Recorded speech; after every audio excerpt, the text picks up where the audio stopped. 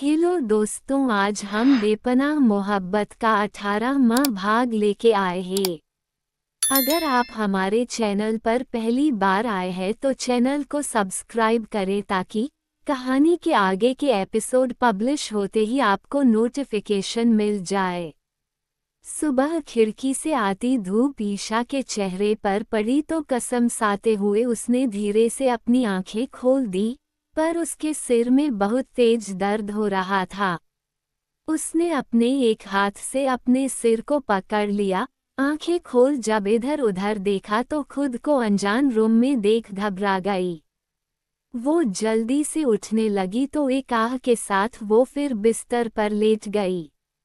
उसकी कमर और पेट में बहुत तेज दर्द उठा था। उसने नजरें नीची कर खुद की तरफ देखा तो चौंक गई। इस समय उसके बदन पर एक वाइट शर्ट के बिना और कुछ नहीं था जो कि अद्वैत ने उसे पहनाई थी। किसी अनहोनी के डर से ईशा घबरा गई। आंखें बंद कर रात के बारे में याद करने लगी तो धीरे धीरे सब याद आ गया। पार्टी में जीत ने जो उसके साथ किया, अद्वैत का उसे मारना, फिर ईशा का अद्वैत को अपने कपड़े बदलने की जिद करना, उन दोनों का एक होना, सब याद आते ही ईशा का चेहरा शर्म से लाल हो गया। पर तभी वो नजरें इधर उधर दौड़ा कर अद्वैत को ढूंढने लगी। उसने बाथरूम के दरवाजे की तरफ देखा जो बाहर से बंद था, इसका मतलब अद्वैत बाथरूम में भी नहीं था। अद्वैत को अपने पास ना पाकर ईशा की आंखें नम हो गई। उसके शरीर में बहुत दर्द हो रहा था। वो चाहती थी कि इस समय अद्वैत उसके पास हो, क्योंकि खुद को अनजान कमरे में देख उसका दिल घबरा रहा था। किसी तरह दर्द को बर्दाश्त कर वो बेड से उठी, पर 2 कदम चलने पर ही वो लड़खड़ा कर गिर गई और उसके मुंह से आह निकल गई। अद्वैत जो जिम से अभी अभी वापस रूम में आ रहा था, उसने जब ईशा की आह सुनी और उसे जमीन पर गिरे देखा तो भागते हुए उसके पास आया। उसे अपनी गोद में उठाते हुए बोला, शोना आप बेड से क्यों उठी, मैं आ रहा था ना। ये बोल वो ईशा को लेकर गोद में लेकर बेड पर बैठ गया। वहीं उसे देख ईशा जल्दी से उसके सीने से लग गई और रोने लगी। अद्वैत ने उसे रोते देखा तो घबरा गया और उसके बालों को सहलाते हुए बोला, क्या हुआ बच्चे, आप रो क्यों रहे हो, कहीं चोट लगी, आपको दर्द हो रहा है, बताओ ना मुझे बच्चा। उसकी बात सुनकर ईशा ने उसकी तरफ देखा और बोली, आप कहाँ चले गए थे मुझे छोड़कर, आपको पता है मैं कितना डर गई थी खुद को इस अनजान रूम में पाकर। ये बोल वो फिर रोने लगी। ईशा ने यह बात इतनी मासूमियत से कही थी कि एक पल को अद्वैत उसकी मासूमियत में खो सा गया। फिर उसने ईशा के चेहरे को हाथों में भरा और उसके आंसू साफ करते हुए बोला, मैं कहीं नहीं गया था जान, यही था, आप बहुत गहरी नींद में सो रही थी इसलिए आपको उठाया नहीं। फिर थोड़ा रुककर, अच्छा चलो अब आप उठ गई है तो जल्दी से फ्रेश हो जाओ, फिर साथ में नाश्ता करते हैं। ये बोल अद्वैत ने ईशा को अपनी गोद में उठाया और बाथरूम की तरफ बढ़ गया। वो ईशा को लिए बाथटब में बैठ गया और गर्म पानी का नल चालू कर दिया। ईशा अभी भी उसकी गोद में उसके सीने से लगी बैठी थी। अद्वैत ने उसे खुद से थोड़ा अलग किया और उसकी शर्ट के बटन खोलने लगा तो ईशा ने उसका हाथ पकड़ लिया और बोली, आप ये क्या कर रहे हैं। अद्वैत ने ईशा की तरफ देखा और बोला, आपको नहला रहा हूँ शोना, आप अभी दर्द में है, ये खुद नहीं कर पाएंगी, इसलिए मैं आपकी हेल्प कर रहा हूँ। उसकी बात सुनकर ईशा ने अपनी गर्दन झुकाए और बोली, पर मैं ये कर लूंगी। अद्वैत बोला, आपको मुझ पर भरोसा है। उसकी बात सुनकर ईशा ने हाँ में गर्दन हिलाए और बोली, पर मुझे शर्म आ रही है। उसकी बात सुनकर अद्वैत मुस्कुरा दिया, पर फिर अपनी मुस्कान छुपा कर बोला, वो क्यों। ईशा बोली, क्योंकि आप लड़के और मैं लड़की हूँ, इसलिए मुझे आपसे शर्म आ रही है। ये बात उसने इतनी मासूमियत से कही थी कि अद्विक को हंसी आ गई। ईशा ने उसे हंसते हुए देख मुंह बना लिया तो अद्विक उसके माथे को चूम बोला, पर ये लड़का लड़की दोनों पति पत्नी भी है और पत्नी पति के बीच ये सब नॉर्मल है, और वैसे भी कर रात के बाद हमारे बीच किसी चीज के लिए जगह नहीं, इस शर्म के लिए भी नहीं। ये बोल उसने ईशा की शर्ट निकालकर साइड रख दी। ईशा को बहुत शर्म आ रही थी। वो आंखें बंद किए चेहरा झुका चुपचाप अद्विक की गोद में बैठी हुई थी।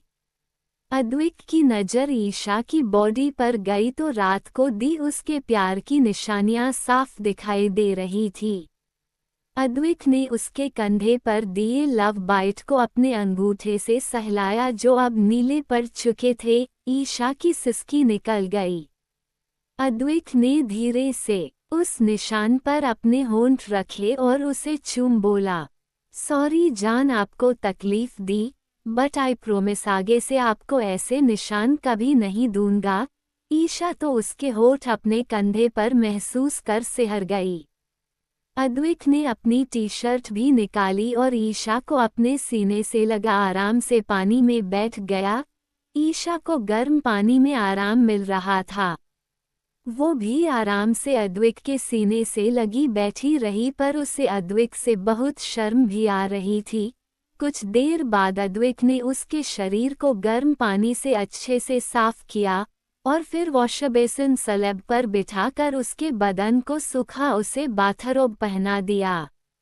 उसने खुद भी अच्छे से शावर लिया और बाथरोब पहन ईशा को गोद में उठा रूम में लाकर बेड पर बिठा दिया। उसने ईशा को एक कंफर्टेबल सी टी शर्ट और शॉर्ट्स पहना दिए जो सुबह ही उसने स्टीफन से मंगवाए थे। उसके बाद उसने ईशा के बालों को ड्राई किया और खुद भी तैयार हो गया। उसके बाद वो ईशा को गोद में लेकर नीचे आया और डाइनिंग टेबल पर ले गया और उसे अपनी गोद में लेकर ही चेयर पर बैठ गया। सर्वेट ने उनके लिए नाश्ता सर्व किया। नाश्ता देख ईशा का मुंह बन गया।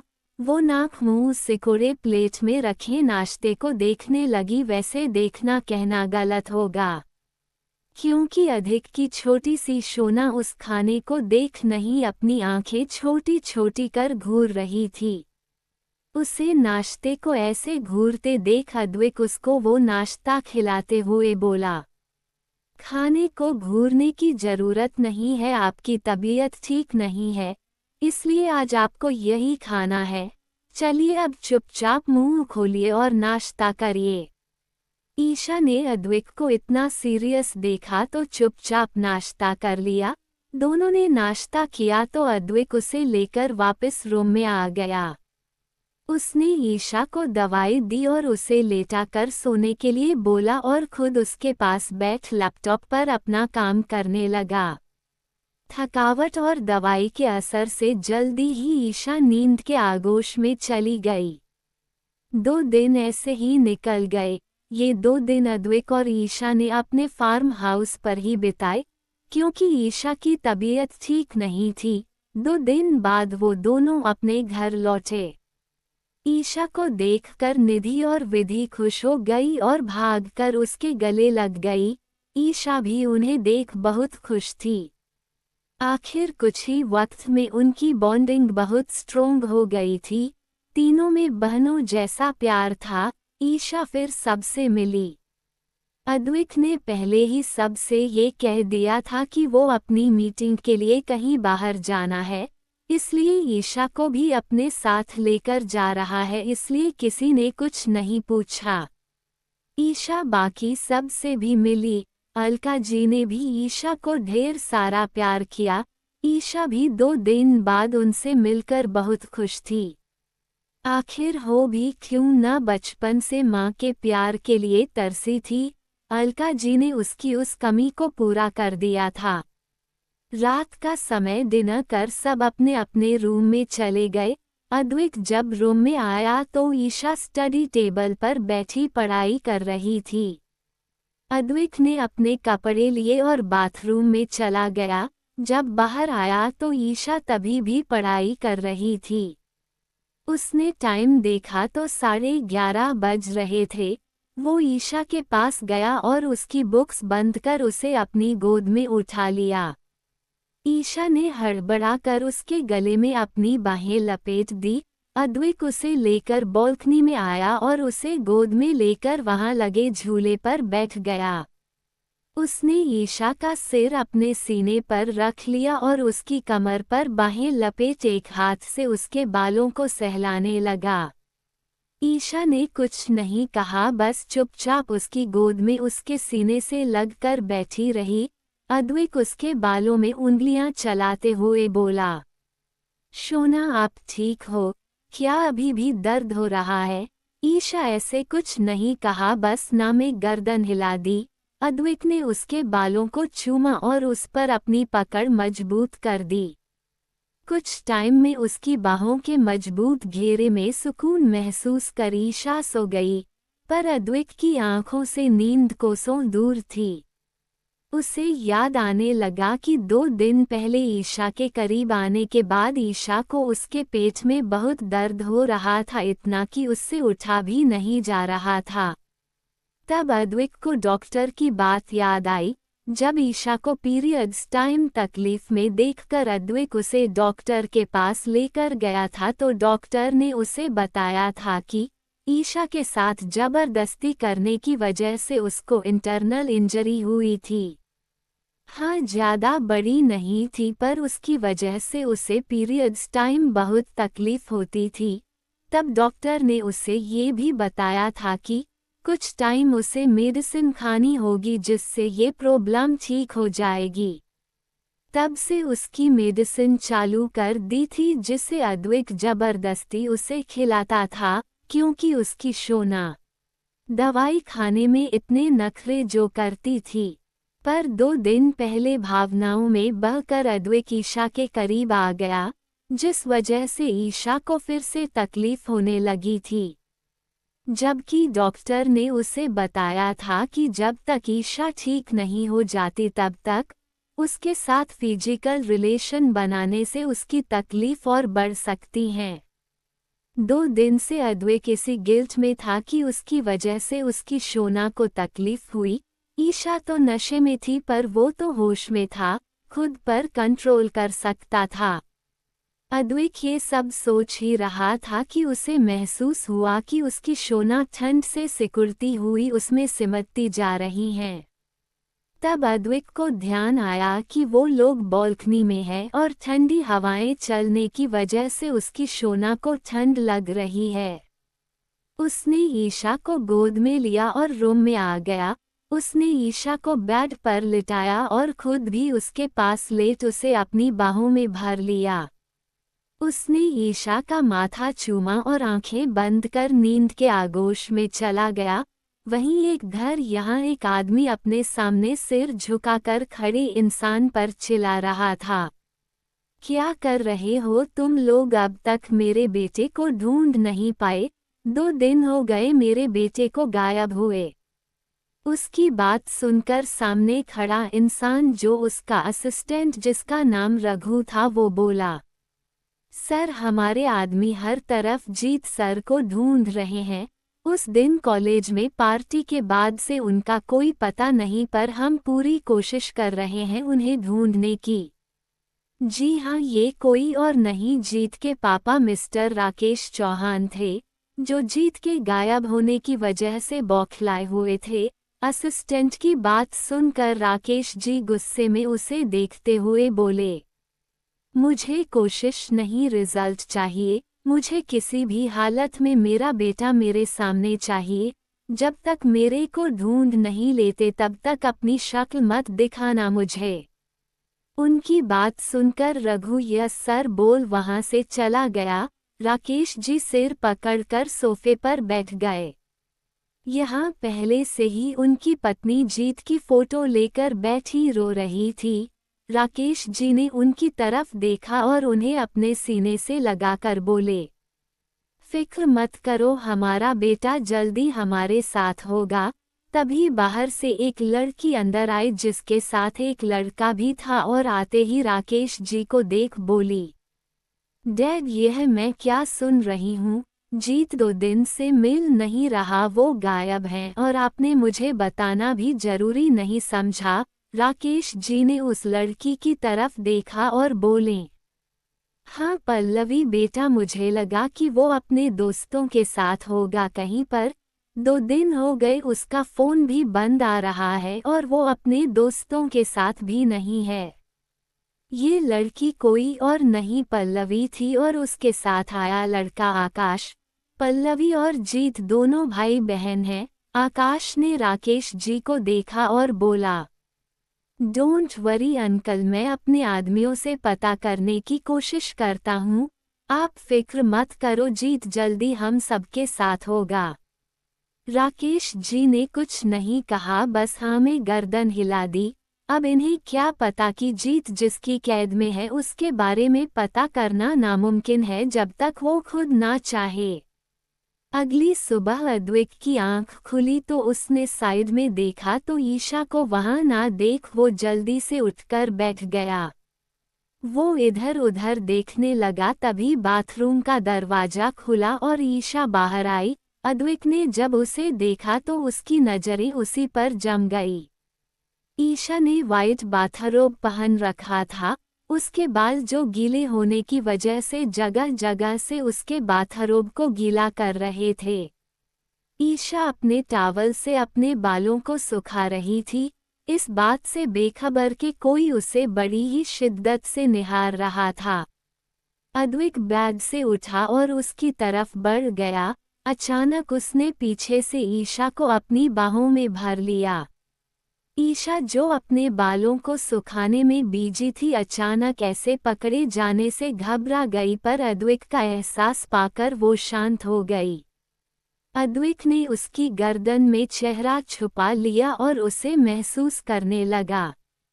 ईशा ने अभी अभी शावर लिया था जिससे उसके शरीर से आती शावर जेल की भीनी भीनी खुशबू अद्विक को मदहोश कर रही थी।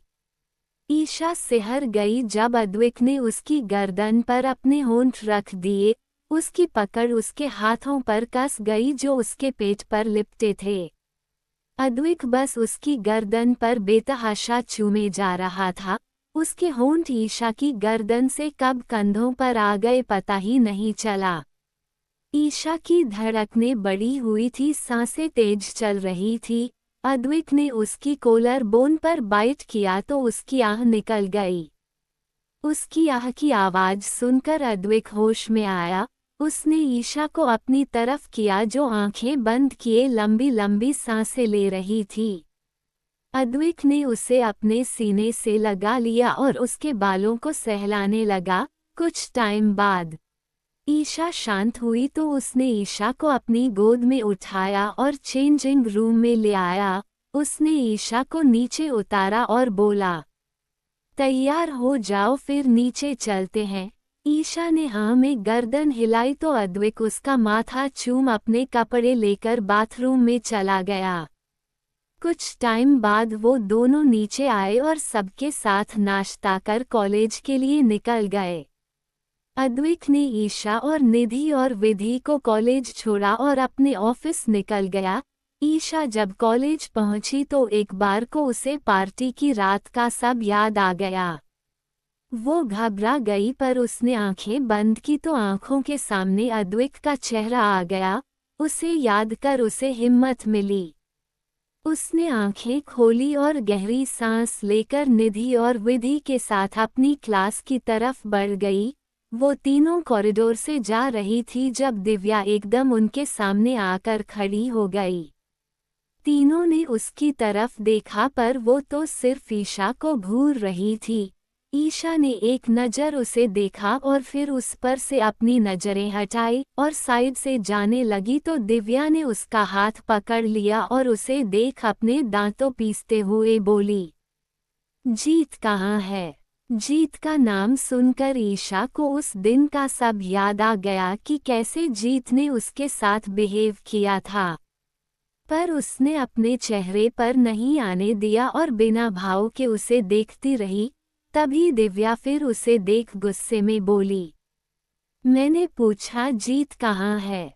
ईशा ने उससे अपना हाथ छुड़ाया और शांति से बोली, मुझे नहीं पता आप क्या बोल रही है और जीत सर कहाँ है यह मुझे कैसे पता होगा।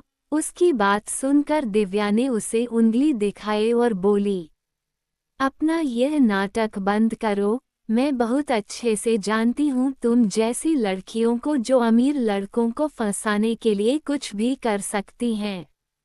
भोली भाली बनकर तुम जैसी लड़कियां अमीर लड़कों को फंसाती है और फिर उनके पैसों पर ऐश करती है। तुम भी अपनी इस भोली सूरत से जीत को फंसाना चाहती हो ना।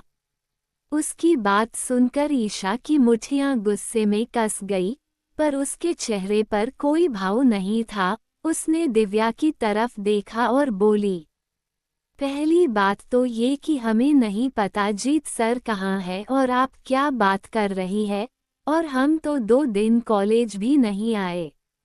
और दूसरी बात आपको बहुत अच्छे से पता है ना कि लड़कियां अमीर लड़कों को कैसे फंसाती है, कहीं आप भी ऐसे ही तो नहीं करती। उसकी बात सुनकर दिव्या का चेहरा गुस्से से लाल हो गया। वो ईशा को थप्पड़ मारने के लिए आगे बढ़ी पर ईशा ने उसका हाथ पकड़ लिया और उसे गुस्से में देखते हुए बोली, ये गलती दोबारा कभी मत करना। मैं शांत रहती हूँ तो शांत ही रहने दो, अगर मुझसे उलझी तो अंजाम बहुत बुरा होगा। ये बोल उसने उसका हाथ झटक दिया और निधि और विधि के साथ आगे बढ़ गई। वहीं निधि और विधि तो उसे देख शौक में थी।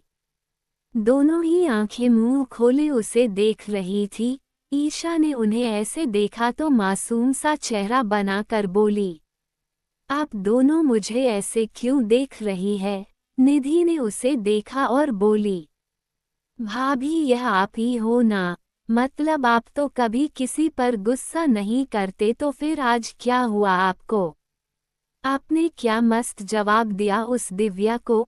उसकी बात सुनकर ईशा मुस्कुरा दी और बोली, इन्होंने कहा था कि अगर हम गलत नहीं है तो हमें गलत बर्दाश्त भी नहीं करना चाहिए, बल्कि जो आपके साथ गलत करने की कोशिश करे उसकी आंखों में आंखें डालकर उसे जवाब देना चाहिए।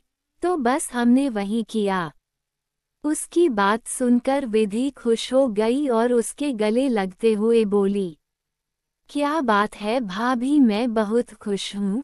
क्या जवाब दिया आपने उस दिव्या को, हमेशा हुकुम चलाती रहती है, खुद को पता नहीं क्या समझती है। आज तो उसकी शक्ल देखने लायक थी।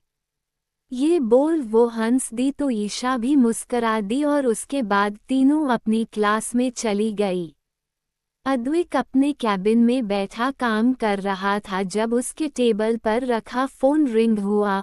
उसने फोन उठाया तो सामने से रिसेप्शनिस्ट की आवाज आई, सर मिस्टर आकाश और मिस पल्लवी आए हैं और आपसे मिलना चाहते हैं।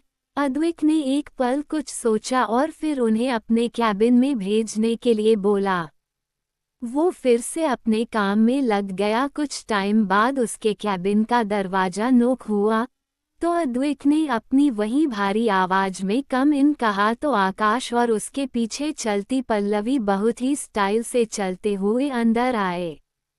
अद्विक ने आकाश को देखा और उससे हाथ मिलाकर बैठने के लिए कहा। आकाश और पल्लवी उसके सामने लगी चेयर पर बैठ गए। पल्लवी का पूरा ध्यान अद्विक पर ही था। वो अपनी गहरी और लस्ट से भरी नजरों से अद्विक को ही देख रही थी, पर अद्विक ने उसे एक बार भी नहीं देखा। आकाश और उसने प्रोजेक्ट से रिलेटेड बातें की। पूरा टाइम पल्लवी का ध्यान उस पर ही था, जो अद्विक भी महसूस कर रहा था, पर उसने उसकी तरफ एक नज़र भी नहीं देखा। तभी आकाश ने अद्विक की तरफ देखा और बोला, मिस्टर कपूर, मुझे आपसे एक हेल्प चाहिए थी। अद्विक ने उसकी तरफ सवालिया नज़रों से देखा, जबकि उसे अंदाजा था कि वो क्या बोलना चाहता है, पर वो शांत रहा। तभी आकाश ने पल्लवी को एक नज़र देखा और फिर अद्विक को देख बोला, मिस्टर कपूर, एक्चुअली मैं बहुत दिनों से किसी को ढूंढ रहा हूँ पर मुझे उसका पता नहीं चल पा रहा है। उसकी बात सुनकर अद्विक उसे देख शांति से बोला, पर उसके लिए तो आपको पुलिस के पास जाना चाहिए, आकाश बोला। मिस्टर कपूर, सब जानते हैं कि आपके हर जगह कॉन्टैक्ट है, तो मैं चाहता हूँ कि आप उस इंसान को ढूंढने में मेरी हेल्प करें। अद्विक बोला, पर आपने पुलिस कंप्लेन तो की होगी, तो पुलिस ने क्या कहा? उसकी बात सुनकर आकाश चुप हो गया और पल्लवी को देखने लगा। तभी पल्लवी मुस्कुराकर अद्विक को देखकर बोली, एक्चुअली अद्विक, हमने पुलिस कंप्लेन नहीं की है। वो आगे कुछ बोलती उससे पहले ही अद्विक बिना उसे देख थोड़ा सख्त आवाज में बोला, मिस पल्लवी, मुझे मेरे नाम से सिर्फ मेरे अपने बुलाते हैं या वो जो मेरे करीबी हो, और आप ना तो मेरी अपनी है और ना ही कोई करीबी। So hope you understand. उसकी बात सुनकर पल्लवी को बहुत गुस्सा आया और उसकी मुठियां गुस्से से भींच गई, पर उसने चेहरे पर कुछ नहीं आने दिया। उसने झूठा मुस्कुराते हुए हाँ में गर्दन हिलाई। तभी आकाश अद्विक को देखकर बोला, एक्चुअली मिस्टर कपूर, मैंने पुलिस कंप्लेन नहीं की है और जिसे मैं ढूंढ रहा हूँ वो मेरी वाइफ है। उसके मुंह से ईशा के लिए वाइफ सुनकर अद्विक की मुठ्ठियां कस गई। उसे आकाश पर बहुत गुस्सा आ रहा था पर वो शांत ही रहा। तभी आकाश आगे बोला, मुझे मेरी वाइफ को ढूंढना है जो पिछले 2 महीने गायब है। अद्विक ने उसकी बात सुनी तो फिर टेढ़ा मुस्कुराकर बोला, आपकी पत्नी 2 महीने से गायब है और आप मिस पल्लवी के साथ घूम रहे हैं, और तो और यहाँ तक मैंने सुना है शायद आप दोनों रिलेशनशिप में भी है। तो क्या आप अपनी पत्नी को मिस पल्लवी के साथ मिलकर धोखा दे रहे हैं? उसकी बात सुनकर आकाश हड़बड़ा गया, वहीं पल्लवी भी इधर उधर देखने लगी। तभी आकाश बात संभालते हुए बोला, ऐसा नहीं है मिस्टर कपूर, मैंने उसे डाइवोर्स दे दिया है और यहाँ तक बात है मेरी और पल्लवी की तो हम बिजनेस पार्टनर्स हैं, इससे ज़्यादा कुछ नहीं। अगर आपका आपकी वाइफ से डाइवोर्स हो चुका है तो आप उन्हें क्यों ढूंढना चाहते हैं? अद्विक की बात सुनकर आकाश आंखों में गुस्सा और नफरत लिए बोला, क्योंकि वो औरत मुझे धोखा देकर अपने यार के साथ भाग गई। क्या कुछ नहीं किया मैंने उसके लिए, पर उसने किसी और के लिए मुझे धोखा दे दिया। उसकी बात सुनकर अद्विक का गुस्सा बढ़ता ही जा रहा था। उसकी मुठियां गुस्से से भींची हुई थी, हाथों और माथे की नसें उभर आई थी। अद्विक से बर्दाश्त नहीं हो रहा था कि उसकी शोना के ऊपर यह इंसान इतना गंदा और झूठा आरोप लगा रहा है। वो आकाश को मारने के लिए अपनी सीट से उठने ही वाला था, तभी कैबिन का डोर ओपन हुआ और शक्ति और शेरा अंदर आए। उन्हें देख अद्विक ने अपने गुस्से को शांत कर लिया। वहीं शेरा और शक्ति ने भी अद्विक की आंखों को देख लिया था, जो गुस्से में लाल हो चुकी थी। वो आंखों में बेहिसाब गुस्सा लिए आकाश को ही घूर रहा था। तभी शक्ति ने आकाश को देखा और बोला, मिस्टर आकाश बॉस, बाकी की मीटिंग बाद में करेंगे, अभी उन्हें जरूरी काम है। आकाश ने हाँ में गर्दन हिलाई तो आकाश और पल्लवी वहां से निकल गए। उनके जाते ही अद्विक ने गुस्से में टेबल का सारा सामान नीचे गिरा दिया। शक्ति और शेरा चौंक गए, पर वो उसे देख समझ गए कि जरूर आकाश और पल्लवी ने कुछ ऐसा कहा है जिससे अद्विक इतना गुस्से में है। शेरा और शक्ति उसे शांत करवाने लगे, पर अद्विक शांत ही नहीं हो रहा था। उन दोनों के पूछने पर उसने उन्हें सब बता दिया जो आकाश ने कहा था। उसकी बात सुनकर उन दोनों को भी आकाश पर बहुत गुस्सा आया। तभी अद्विक ने उन्हें देखा और कुछ समझाया तो उन दोनों ने हाँ में गर्दन हिलाई। अब अद्विक आकाश को छोड़ने वाला नहीं था। उसकी शोना के खिलाफ गलत बोलकर खुद के पांवों पर कुल्हाड़ी मारी थी। वहीं दूसरी तरफ कॉलेज में ईशा, निधि और विधि के साथ कैंटीन में बैठी कॉफी पी रही थी। तभी विधि ने उसकी तरफ देखा और बोली, वैसे ईशु तुम भाई का नाम क्यों नहीं लेती? इनफैक्ट तुम भाई को किसी भी नाम से नहीं बुलाती, ऐसा क्यों? ईशा ने उसकी तरफ देखा और हल्का सा मुस्कुरा कर बोली, पता नहीं पर मैंने कभी उनका नाम नहीं लिया। जब से उनसे मिली हूँ कभी उन्हें उनके नाम से नहीं पुकारा, कभी हिम्मत ही नहीं हुई उनका नाम लेने की। तभी निधि चहकते हुए बोली, तो तुम भाई को कोई अच्छा सा नाम क्यों नहीं दे देती? ईशा ने उसकी तरफ सवालिया नजरों से देखा और बोली, मतलब? विधि बोली, मतलब ये कि जैसे आजकल हर हस्बैंड वाइफ एक दूसरे को प्यार से कोई नाम देते हैं जिससे सिर्फ वो उसे बुलाते हैं, वैसे तुम भी भाई को कोई प्यारा सा नाम क्यों नहीं दे देती जिससे सिर्फ तुम उन्हें बुलाओ? उसकी बात सुनकर ईशा मासूमियत से उन्हें देखने लगी और अपनी आंखों को टिमटिमाते हुए बोली, पर हम उन्हें क्या नाम दें? निधि ने अपनी कॉफी का घूंट भरा और बोली, ये तो तुम सोचो कि तुम भाई को किस नाम से पुकारना चाहती हो जिससे सिर्फ तुम उन्हें बुला सको। उन दोनों की बातें सुनकर ईशा सोच में पड़ गई। उसे कुछ समझ नहीं आ रहा था कि वो अद्विक को किस नाम से बुलाए। तभी विधि जो उसे ही देख रही थी, उसे कंफ्यूज देख बोली, अच्छा एक काम करते हैं, तुम आंखें बंद कर भाई के बारे में सोचो और जो पहला नाम तुम्हारे मन में आए वो बताना। उसकी बात सुनकर ईशा ने एक दो अपनी आंखें टिमटिमा कर उन्हें देखा और फिर आंखें बंद कर ली।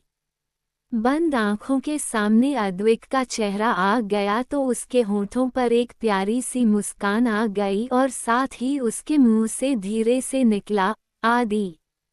उसके मुंह से आदि सुनकर निधि और विधि मुस्कुरा दी। उनके साथ कोई और भी था जिसके चेहरे पर ईशा के मुंह से आदि सुनकर एक प्यारी सी मुस्कान थी और उसका दिल जोर जोर से धड़क रहा था। यह कोई और नहीं अद्विक था जिसे निधि ने चुपके से वीडियो कॉल लगाई थी। उनके और ईशा के बीच जो भी बातें हुए वो सब उसने सुनी थी और ईशा के मुंह से खुद के लिए आदि सुनकर तो वो बहुत खुश हुआ। उसने फोन कटकर अपने सीने से लगा लिया और आंखें बंद कर ईशा को याद करते हुए खुद से ही बोला, शोना अब तो इंतजार रहेगा जब आप मेरे सामने से मुझे इस नाम से पुकारेगी। आपके होठों से अपना नाम सुनने के लिए तड़प रहा हूँ। ये बोल वो ईशा के मुंह सुना अपना नाम याद कर मुस्कुराने लगा। वहीं दूसरी तरफ आकाश और पल्लवी चौहान मैंशन पहुंचे तो राकेश जी सोफे पर बैठे हुए थे और उनके साथ ही दक्ष बैठा हुआ था और उनके सामने उनका असिस्टेंट रघु सिर झुकाकर खड़ा था। जीत को गायब हुए 2 दिन हो गए थे पर अभी तक उसका कुछ पता नहीं चला था। चलता भी कैसे, वो जिसके कब्जे में था उसके बारे में पता करना इन सब के लिए मुमकिन ही नहीं नामुमकिन था।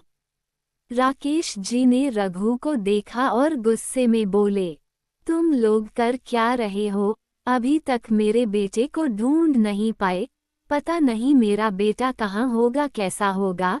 ये बोल उन्होंने अपना सिर पकड़ लिया और चेहरा झुकाकर बैठ गए।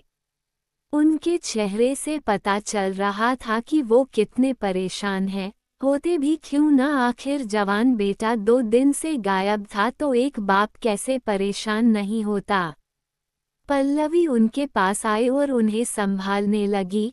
आकाश भी उनके पास ही था। दक्ष जो उनके पास सोफे पर बैठा उनकी हालत देख रहा था।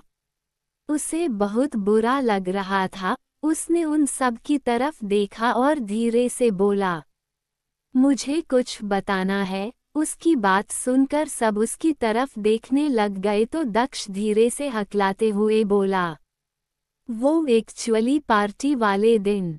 जीत, वो बोलते हुए अटक रहा था, तभी राकेश जी ने उसे देखा और बोले, जो बोलना है साफ साफ बोलो बेटा। दक्ष ने एक गहरी सांस ली और उस दिन जीत ने ईशा के बारे में जो कुछ भी कहा था वो सब बता दिया। फिर जीत का ईशा के पीछे जाना सब कुछ बताकर वो चुप हो गया और चेहरा झुकाकर बैठ गया।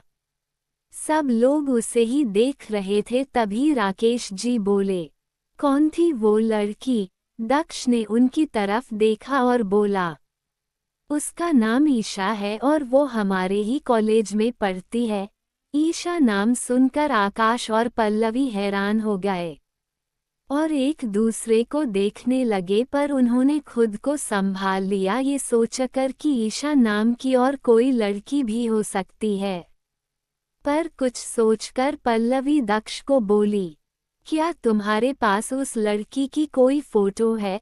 उसकी बात सुनकर दक्ष ने हाँ कहा और अपना फोन निकालकर उन्हें वो फोटो दिखा दी।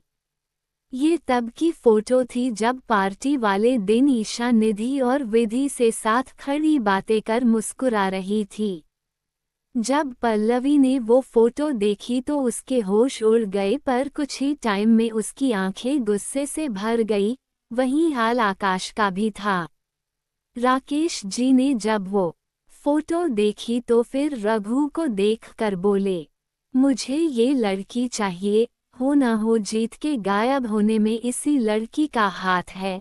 रघु कुछ बोलता उससे पहले ही आकाश ने राकेश जी को देखा और बोला, अंकल आप फिक्र मत कीजिए, इस लड़की को मैं हैंडल कर लूंगा। उसकी हाँ में हाँ मिलाते हुए पल्लवी बोली, हाँ पापा आप फिक्र मत कीजिए, आकाश सब हैंडल कर लेगा, बहुत जल्द जीत हमारे साथ होगा।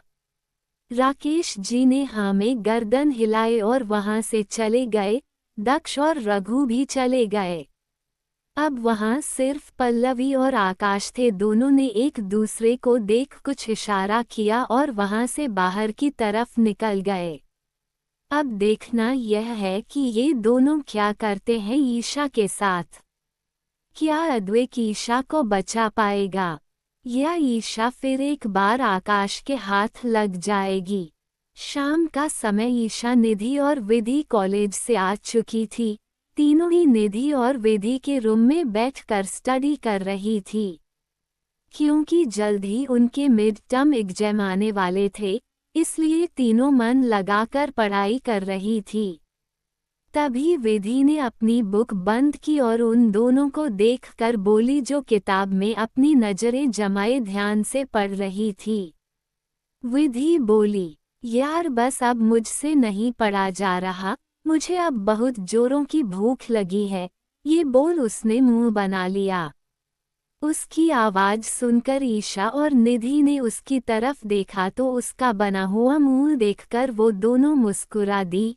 ईशा ने भी अपनी बुक बंद की और उसे देख मुस्कुराते हुए बोली, ठीक है पहले कुछ खा लेते हैं, वैसे भी अभी तो मुझे भी भूख लगी है। उसकी बात सुनकर निधि बोली, ठीक है चलो फिर नीचे देखते हैं क्या बना है।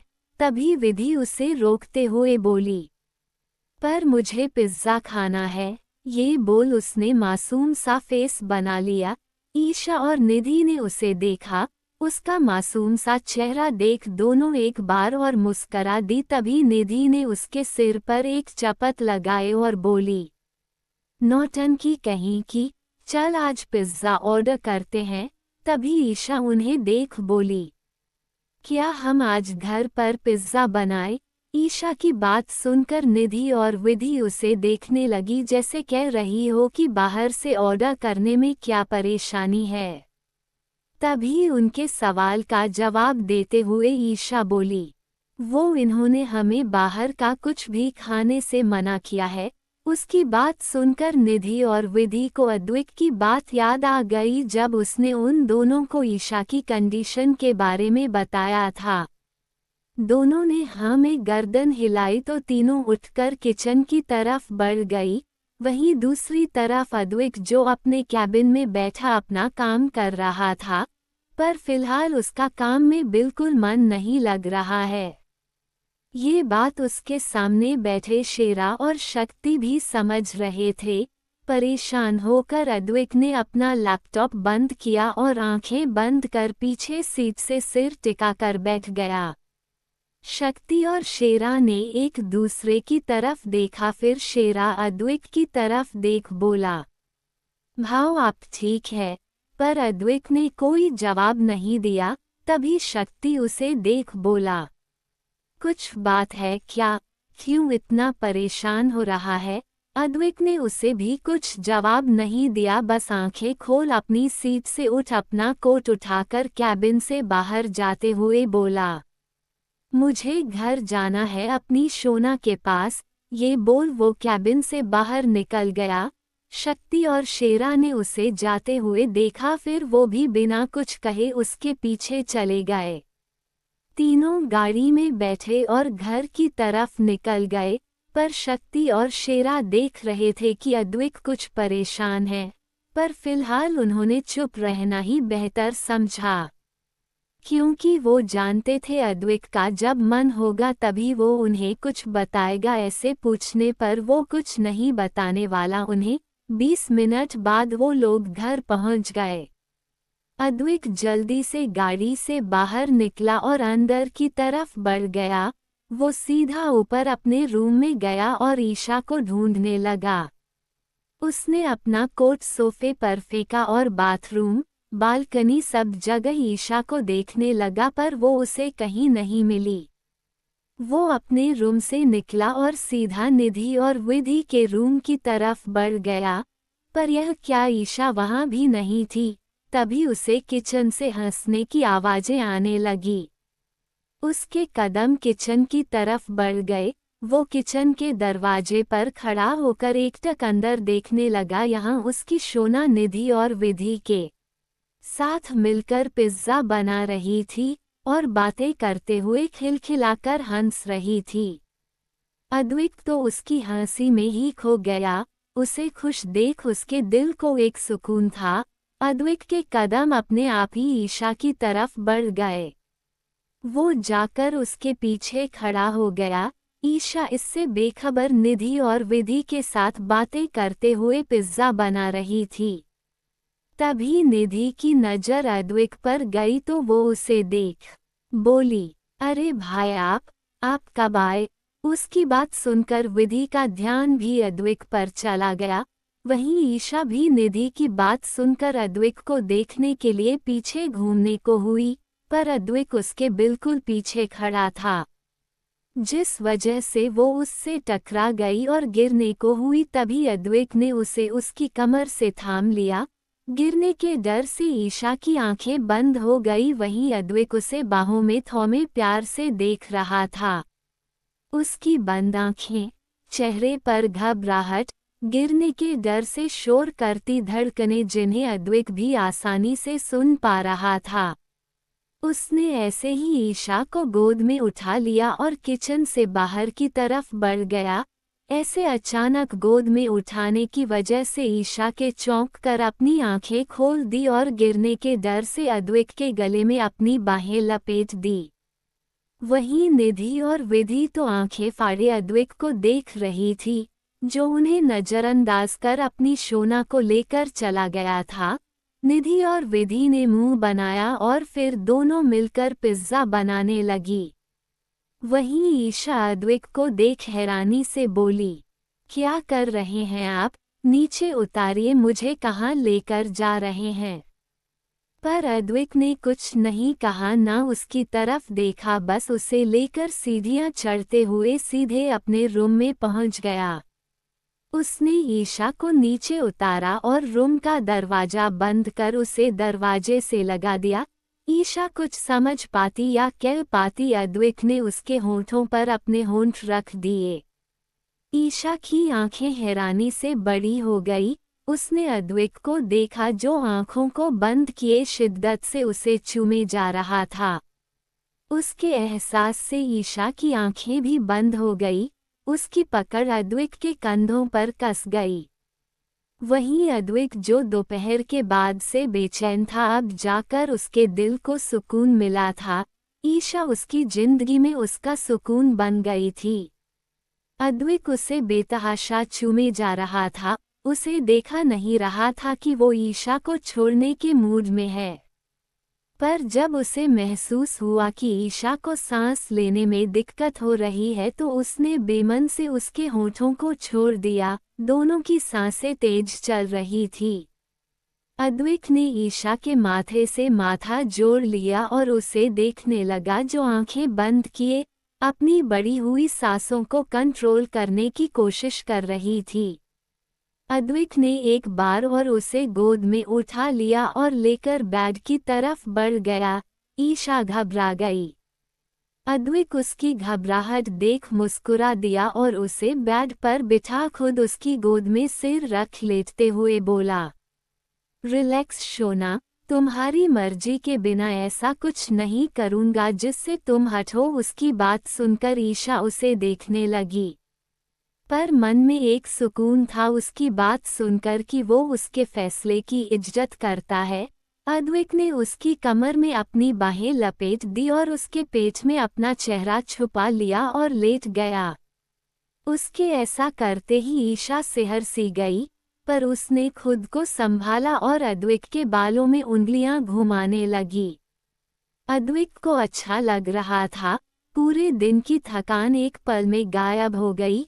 कुछ ही वक्त में अद्विक सो गया। आगे के एपिसोड सुनने के लिए बने रहे मेरे साथ।